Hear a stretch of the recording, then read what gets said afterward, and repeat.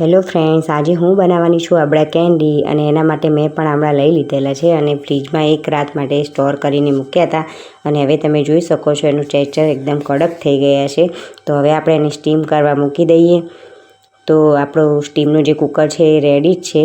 આપણે એને સ્ટીમ કરવા 20 મિનિટ માટે મૂકી દઈશું અને 20 મિનિટ પછી તમે જોઈ શકો છો કે આપણા આંબળા સરસ થઈ ગયા છે, એકદમ પોચા.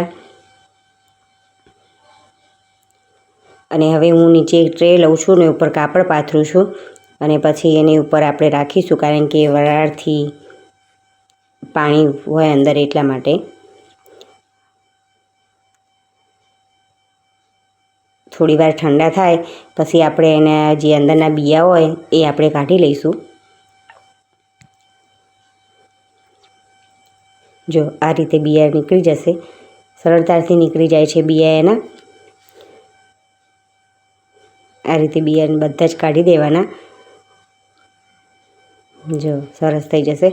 પછી મેં અહીંયા વ્હાઈટ ગોળ લઈ લીધેલો છે અને પછી આમળાની અંદર આપણે ગોળને મિક્સ કરવાનો છે અને મિક્સ કરીને આપણે હું એને 3 દિવસ માટે રાખું છું,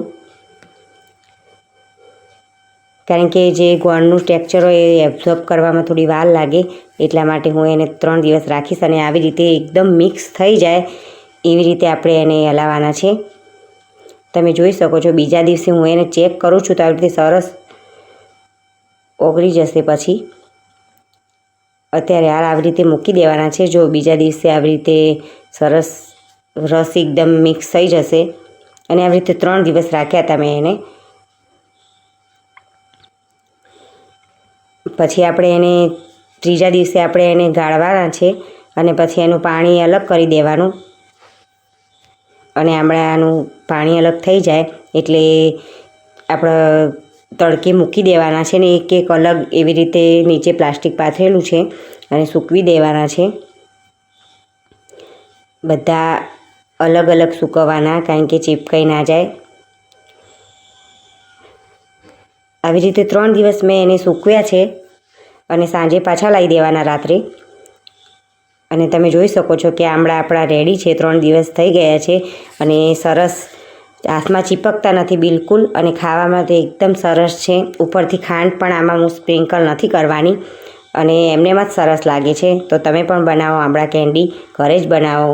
બહુ સુપર છે અને બાળકોને તો બહુ બેસ્ટ છે અને બહુ મસ્ત લાગે છે. તો થેન્ક યુ.